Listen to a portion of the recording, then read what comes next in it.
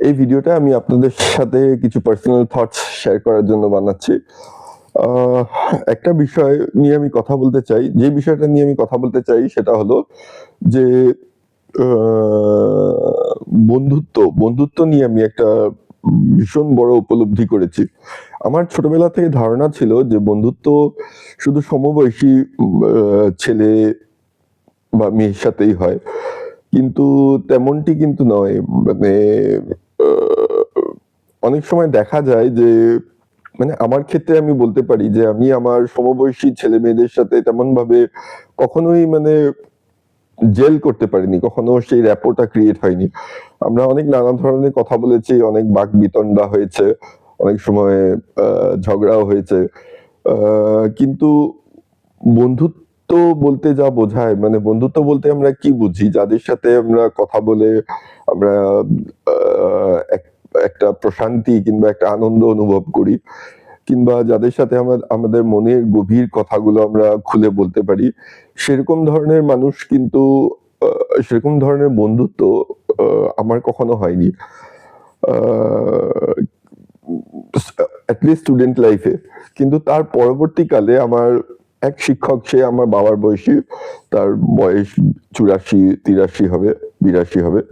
আ উনার আজকে থেকে ৫, ৬, ৭ বছর হবে। ৭ বছর আগে উনার সাথে আ সাক্ষাৎ হওয়ার সৌভাগ্য হয়েছিল। মানে উনি আমাদের প্রফেসর ছিলেন। আমি যখন হাই সেকেন্ডারি পড়তাম ম্যাথমেটিক্স এর প্রফেসর ছিলেন। কিন্তু তখনও সেইভাবে মানে শিক্ষকদের সাথে যে এত ঘনিষ্ঠভাবে কথা বলা যেতে পারে কিংবা একটা আত্মিক সংযোগ আ স্থাপন করা যেতে পারে সেই বিষয়ে আমার ধারণা ছিল না। কিন্তু ঘটনাক্রমে আজকের থেকে ৭-৮ বছর আগে আমি আ আমার এই সুযোগটি হয়। আমি মূলত আমার বই পড়ার খুব ইচ্ছে জাগে।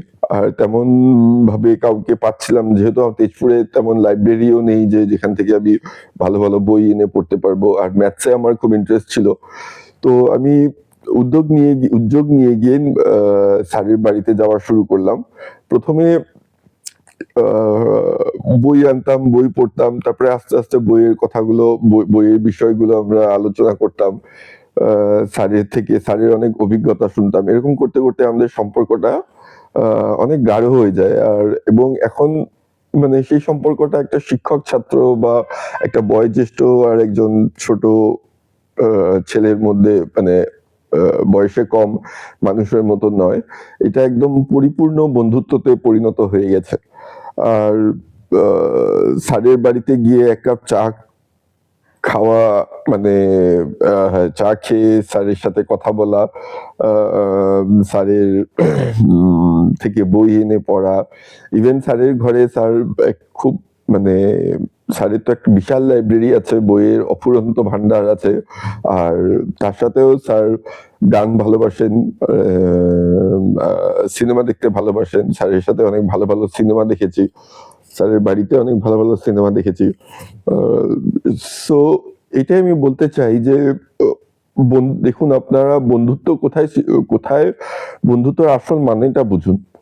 বন্ধুত্ব মানে এই নয় যে কোথাও গিয়ে একটু ফুর্তি করলাম, কোথাও গিয়ে আ একটু ড্রিংক করলাম কিংবা কোথাও গিয়ে একসাথে আ ঘুরে বেড়ালাম। সেটার মানে বন্ধুত্ব না। বন্ধুত্ব মানে আমি বুঝি যে একটা গাঢ় আত্মিক সম্বন্ধ স্থাপন করা। মানে যেখানে আপনি কোনো মুখোশ পরে যার সামনে আপনার কোনো মুখোশ দরকার হবে না।